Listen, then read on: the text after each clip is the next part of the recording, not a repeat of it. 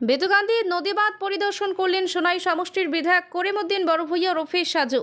বৃহস্পতিবার সকালে বেতুকান্দি নদীবাঁধ ও স্লুইস গেটের কাজ পরিদর্শন করেন সোনাইয়ের বিধায়ক। স্থানীয়দের সাথে কথা বলে সমস্যার কথা শোনেন। নদীবাঁধ তথা রাস্তাটি চলাচলের উপযোগী করে তোলার আশ্বাস দেন। স্লুইস গেটের কাজ যাতে সঠিকভাবে হয় তার জন্য বিভাগীয় মন্ত্রীর সাথে কথা বলবেন বলে জানান করিমউদ্দিন। এদিন বিধায়ক সাজুর সঙ্গে পরিদর্শনের সময় উপস্থিত ছিলেন জলসম্পদ বিভাগের এক্সিকিউটিভ ইঞ্জিনিয়ার কে জামান, এসডিও বদরুল হক সহ অন্যান্যরা। উল্লেখ্য, ডিলিমিটেশনের ফলে বেতুকান্দি এলাকা শিলচর সমষ্টি থেকে বাদ দিয়ে সোনাই সমষ্টির সাথে যুক্ত হয়েছে। এদিন প্রথমবার বেতুকান্দি এলাকা পরিদর্শন করেন বিধায়ক সাজু। এছাড়া নাথপাড়া এলাকার নদী বাঁধের কাজ পরিদর্শন করেন তিনি। স্থানীয়দের সাথে কথা বলে সমস্যার সমাধানের আশ্বাস দেন সোনাইয়ের বিধায়ক। বড় ইস্যু ছিল শিলচর যে অঞ্চলের বাঁধ ভেঙে শিলচরে ফ্লাড হয়েছিল, তারপরে মুখ্যমন্ত্রী থেকে আরম্ভ করে বিভাগীয় মন্ত্রী অনেকবার এসেছেন, অ্যামাউন্ট স্যাংশনও হয়েছিল, টেন্ডারও হয়েছে, কাজও হয়েছে। জনগণের সুবিধার জন্য যে কাজ হয়েছিল বা যতটুকু মানুষের আশা ছিল আশানুরূপ কাজ হয়েছে। ওয়ার্ক অর্ডার মতো কন্ট্রাক্টর কাজ করেছেন ঠিকই, কিন্তু কাজের কোনো ফিনিশিং এখনো হয়নি, কাজ কমপ্লিট হয়নি। এই অঞ্চলের যে ওয়ার্ক অর্ডার ছিল বা কাজ ছিল তখন আমরা জানতে পেরেছিলাম যেটা ওয়ার ফুটিংয়ে কাজ হবে, কিন্তু আমি জানি না কেন কন্ট্রাক্টর এখনো কাজ কমপ্লিট করতে পারেননি। এই অঞ্চলের স্থানীয় বাসিন্দাদের একটা অসুবিধা হয়েছে যে এক্সিস্টিং রোড যেটা ছিল এটার একটা পার্টে ডাইক করা হয়েছে নতুন করে পুরা শহরকে বাঁচানোর জন্য। এটা ভালো পদক্ষেপ, আমরাও চেয়েছিলাম এখানে হোক ডাইক। সুইচ গেট একটা হয়েছে, আর একটা ওয়ার্ক অর্ডার হয়েছে, কাজ আরম্ভ হবে, সেটাও আমাদের কোনো ইয়ে নেই। আমাদের প্রশ্ন হলো দুইটা। একটা প্রজেক্ট কমপ্লিট করতে গিয়ে আরও একটা প্রজেক্টকে নষ্ট করা হয়েছে। মানুষের যাতায়াতের অসুবিধা হচ্ছে, সেই দিকে কোনো প্রায় 600 মিটারের মতো জায়গা, বেশি বড় না, একদম ড্যামেজ করা হয়েছে রাস্তা, সেটা কোনো রিপেয়ারিংও হয়নি, কোনো কাজও করা হয়নি। দ্বিতীয়ত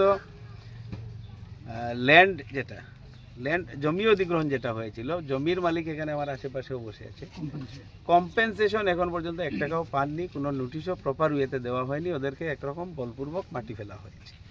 তো আমি মন্ত্রী পীযূষ হাজারিকে অনুরোধ করব যে শুধু মাঝে মধ্যে এসে ফটোশ্যুট করলে হবে না, প্র্যাকটিক্যাল কাজ করতে হবে। আমি কাজ একটাকে শেষ করার আহ্বান জানাই। আমি বিধানসভায় ওনার সঙ্গে দেখা হবে, উত্থাপন করব। আগে ছিল শিলচর বিধানসভায়, উনি মর্জি মাফিক চলেছেন মন্ত্রী মহোদয়, এখন সোনাই সমষ্টিতে ডিলিমিটেশনের পরে ঢুকেছে।